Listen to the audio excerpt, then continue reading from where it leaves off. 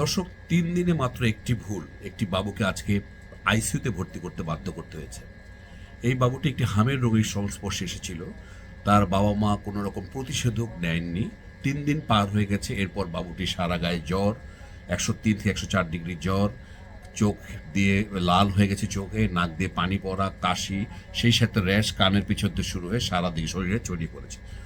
এবং পরবর্তীতে বাবুটি আজ আইসিইউতে ভর্তি করতে হচ্ছে। তার কমপ্লিকেশন নিউমোনিয়া এবং ব্রেনে ইনফেকশনও হয়েছে। সুতরাং আপনি বুঝতে পারছেন, এই ৩ দিনে তার বাবা মা যদি এমএমআর ভ্যাকসিন বা প্রায়োরিক্স ভ্যাকসিনটা দিতে পারতেন, অথবা ৩ দিন পার হয়ে গেলে ৬ দিনের ভিতরে গ্লোবিউলিন ইঞ্জেকশন দিতেন, তাহলে আজ বাবুটাকে আইসিইউতে ভর্তি করতে হতো না।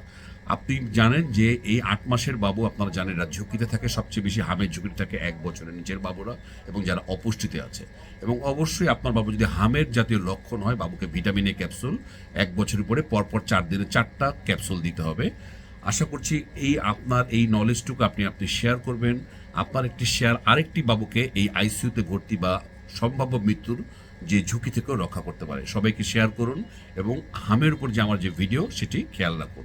আমি ডক্টর আহমেদ নাজমুল আনাম, শিশু কিশোর নবজাতক এবং শিশু হৃদরোগ বিশেষজ্ঞ ও সহযোগী অধ্যাপক।